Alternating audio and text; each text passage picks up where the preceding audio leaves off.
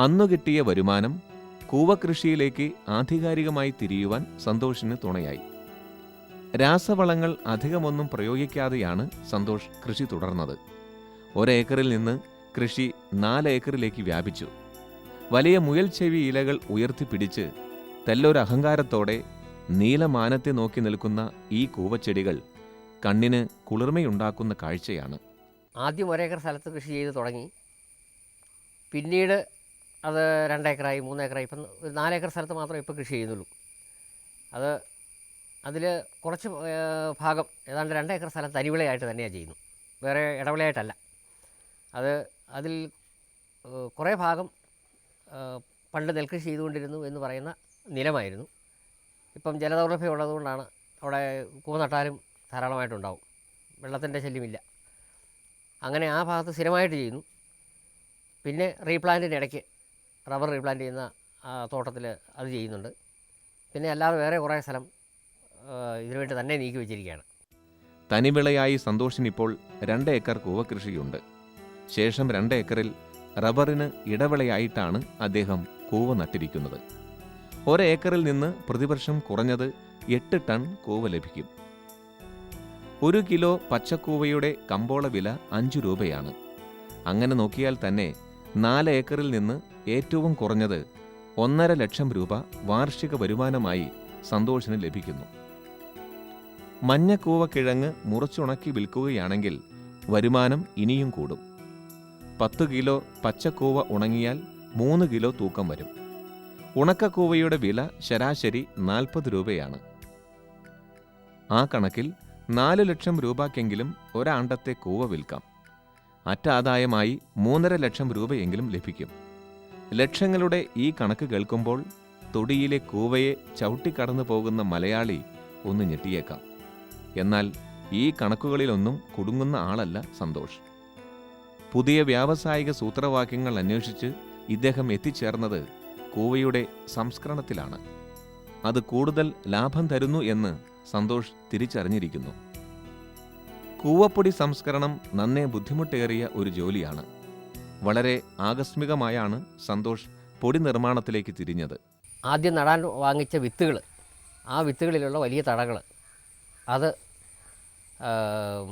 ആൾക്കാരെ നിർത്തി അരച്ച് അതിനകത്ത് പൊടിയെടുത്തു. അപ്പം 12 കൊല്ലം മുൻപ് ഏതാണ്ട് 150 രൂപ വില ഈ പൊടിക്കുണ്ട്. അപ്പം നമ്മൾ കൂലിച്ചെലവ് വെച്ച് കൂലിക്ക് നിർത്തി ആളുടെ നിർത്തി അരച്ച് ഉൽപ്പാദിപ്പിച്ചപ്പം, അതായത് നടാൻ വേണ്ടി മേടിച്ച വിത്തുകളുടെ അതിലുള്ള വലിയ തടകൾ മാത്രം, അത് അരച്ച് കഴിയുമ്പം ഇത് സാമാന്യ തിരക്കിട്ടില്ല, നല്ല ലാഭകരമായിട്ട് തോന്നി. ആ ഒരു തോന്നലിൽ നിന്നാണ് ഇത് പൊടിയാക്കാനുള്ള ഒരു ശ്രമം, ഇത് പറിക്കുന്ന സമയമായപ്പോഴത്തേക്കും അതിനുള്ളൊരു സാഹചര്യം നമ്മൾ സൃഷ്ടിക്കുക ചെയ്തു. പച്ചക്കൂവ കിഴങ്ങ് അരയ്ക്കുക എന്നത് അങ്ങേയറ്റം ക്ലേശകരവും ചെലവേറിയതുമായ പ്രവൃത്തിയാണ്. എങ്കിലും എന്ത് കഷ്ടപ്പാട് സഹിച്ചായാലും പൊടിയുണ്ടാക്കി വിൽക്കുക തന്നെ എന്ന തീരുമാനമെടുത്തു ഇദ്ദേഹം. അരയ്ക്കുവാനുള്ള ഒരു യന്ത്രം വളരെ അത്യാവശ്യമായി തീർന്നു. സ്വന്തമായി ഒരു അരക്കൽ യന്ത്രം രൂപകൽപ്പന ചെയ്ത് അതുവഴി പൊടി നിർമ്മാണം തുടങ്ങി വയ്ക്കുവാൻ പിന്നെയും 1 വർഷം കൂടി സമയമെടുത്തു. ആ വർഷം ആകെ 300 കിലോയിൽ കൂടുതൽ പൊടിയുണ്ടാക്കിയില്ല. ഉൽപാദനം മാത്രം പോരല്ലോ, അതിനുള്ള വിപണിയും കണ്ടെത്തേണ്ടതുണ്ടായിരുന്നു. എന്നാൽ ഓരോ വർഷം കഴിയുമ്പോഴും കൂവപ്പൊടിക്ക് ആവശ്യക്കാരേറി. അരയ്ക്കുവാനുള്ള യന്ത്രവും കൂടുതൽ ശക്തിയുള്ളതാക്കേണ്ടി വന്നു. അന്ന് രൂപപ്പെടുത്തുമ്പോൾ ഏതാണ്ട് ഒരു മണിക്കൂർ കൊണ്ട് ഒരു 50 കിലോ കൂവ വരെ അരയ്ക്കാവുന്ന ഒരു സംവിധാനമായിരുന്നു ഉണ്ടായിരുന്നത്. അപ്പോൾ ഈ സംവിധാനം പലരും അടുത്തുള്ള വീടുകളിലും അടുത്തുള്ള ആൾക്കാരൊക്കെ അറിഞ്ഞ് ആൾക്കാർ കുറേ വീട്ടിൽ അരയ്ക്കാൻ കൊണ്ടിരുന്നൊരു രീതി വന്നു. ഒരു SSI യൂണിറ്റ് എന്നുള്ള നിലയ്ക്ക് പുതിയ വൈദ്യുതി സംവിധാനങ്ങളെല്ലാം ഏർപ്പെടുത്തിക്കൊണ്ട് ഒരരയ്ക്കുന്ന ചെറിയ യൂണിറ്റായിട്ട് സ്ഥാപിച്ചു. അപ്പോൾ എൻ്റെ സ്വന്തം കൂവകൾ അരയ്ക്കാം, അതോടൊപ്പം മറ്റുള്ളവർക്കും അരച്ചു കൊടുക്കാനുള്ള ഒരു നിലപാട് ഞാൻ സ്വീകരിച്ചു. ഇപ്പം വളരെയധികം ആൾക്കാർ ഈ രംഗത്തേക്ക്, പ്രത്യേകിച്ചും പൊടി ഉണ്ടാക്കാൻ വേണ്ടിയിട്ട് വളരെയധികം ആൾക്കാർ വന്നു. ഇക്കൊല്ലം ഇതുവരെ 700 പേരെങ്കിലും ഇതിൻ്റെ ഉപഭോക്താക്കളായി കഴിഞ്ഞു.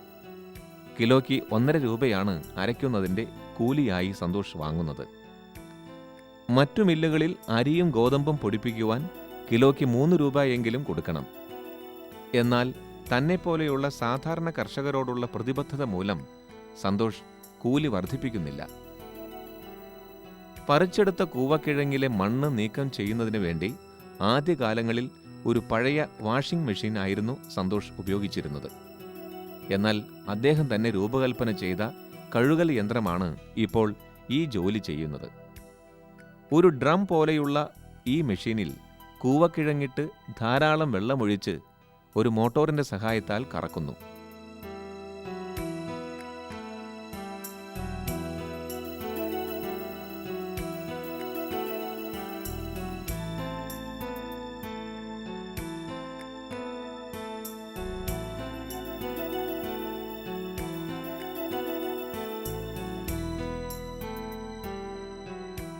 മൂർച്ചയേറിയതും പരുപരുത്തതുമായ പാർശ്വപ്രതലങ്ങളിൽ തട്ടി കൂവ വൃത്തിയാക്കപ്പെടുന്നു.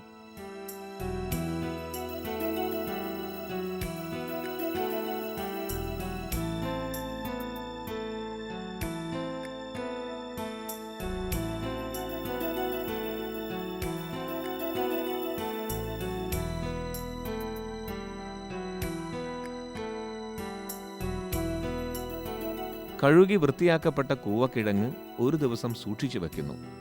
അതിനുശേഷം ഗ്രൈൻഡർ എന്ന ഈ മെഷീനിലിട്ട് നന്നായി അരച്ചെടുക്കുന്നു.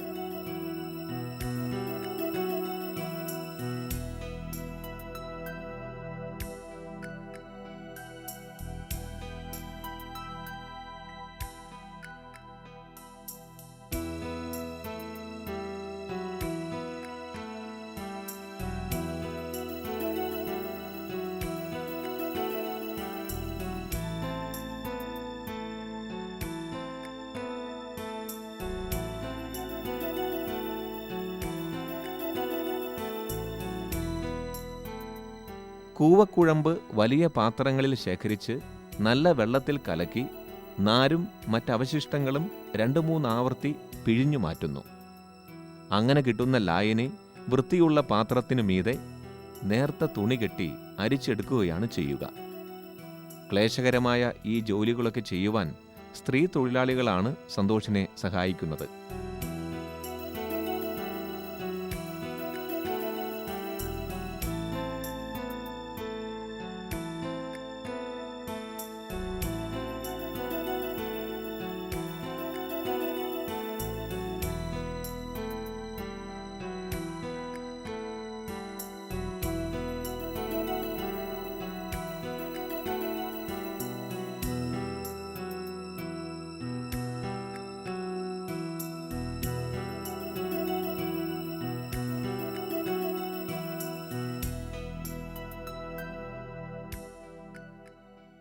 സാമ്പത്തികമായി ഇതിൻ്റെ മുടക്ക് എന്ന് പറയുന്നത് ഒരു ദിവസമായിട്ട് മുടക്കിയൊരു പണമല്ല. പല ദിവസങ്ങളിൽ പലതരത്തിലുള്ള പുതിയൊരു സംവിധാനം ആയതുകൊണ്ട് എപ്പോഴും മാറ്റങ്ങളും വ്യത്യാസങ്ങളും വരുത്തേണ്ടതായിട്ട് വരുന്നുണ്ട്. അതുകൊണ്ട് അതിന് കൃത്യമായിട്ട് അതിനൊരു മുടക്കമെന്ന് പറഞ്ഞു കഴിഞ്ഞാൽ അങ്ങനെ വളരെയധികം പണം അതിന് വേണ്ടി ഒരു പുതിയ ഒരു നിർമ്മാണ പ്രവർത്തനമായതുകൊണ്ട് അതിൻ്റെ പണച്ചെലവെന്ന് പറയുന്നത് ഒരു വലിയ ചിലവ് തന്നെ ഉണ്ടായിട്ടുണ്ട്. പക്ഷേ ഇപ്പം ഒരു പുതിയ രീതിയിൽ അത് ഇപ്പോഴത്തെ രീതിയിൽ ഇപ്പം നമ്മൾ സെറ്റപ്പ് ചെയ്തിരിക്കുന്ന ആ ഒരു അവസ്ഥയിൽ ഒരു മെഷീൻ ഉണ്ടാക്കിയെടുക്കണമെന്നുണ്ടെങ്കിൽ ഒരു 10-30,000 രൂപ എനിക്ക് ഇപ്പോൾ ഉണ്ടാക്കിയെടുക്കാൻ സാധിക്കും. അരിച്ചെടുത്ത കൂവലായനി 8 മണിക്കൂർ നേരം സൂക്ഷിച്ചു വയ്ക്കുന്നു.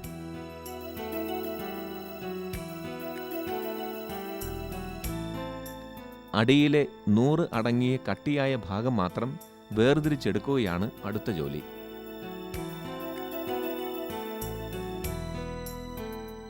ശുദ്ധമായ അർദ്ധഖരാവസ്ഥയിലുള്ള ഈ 100 പരന്ന അലുമിനിയം ഡിഷുകളിൽ പകർന്ന് ഉണങ്ങാൻ വയ്ക്കുന്നു. സന്തോഷിന്റെ വീടിന്റെ ടെറസ് തന്നെയാണ് ഈ കുടിൽ വ്യവസായത്തിന്റെ ഉണക്കുകേന്ദ്രം.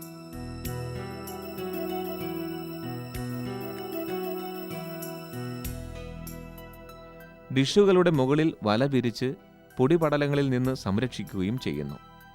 ഇക്കാര്യത്തിനൊക്കെ മേൽനോട്ടം വഹിക്കുവാൻ സന്തോഷിന്റെ സഹധർമ്മിണിയും കൂടെയുണ്ടാവും.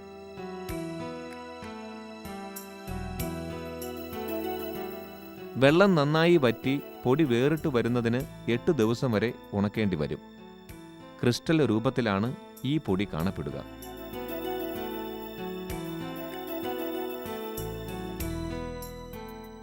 പല അളവിൽ വായു കയറാതെ പാക്ക് ചെയ്തെടുക്കുന്ന ഈ കൂവപ്പൊടി ഇപ്പോൾ കമ്പോളത്തിലെത്താൻ തയ്യാറായി കഴിഞ്ഞിരിക്കുന്നു.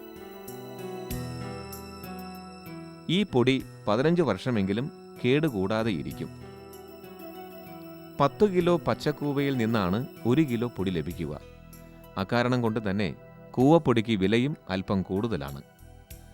ആയുർവേദ മൊത്തക്കച്ചവടക്കാർക്ക് 175 രൂപ നിരക്കിലാണ് സന്തോഷ് കൂവപ്പൊടി വിൽക്കുന്നത്.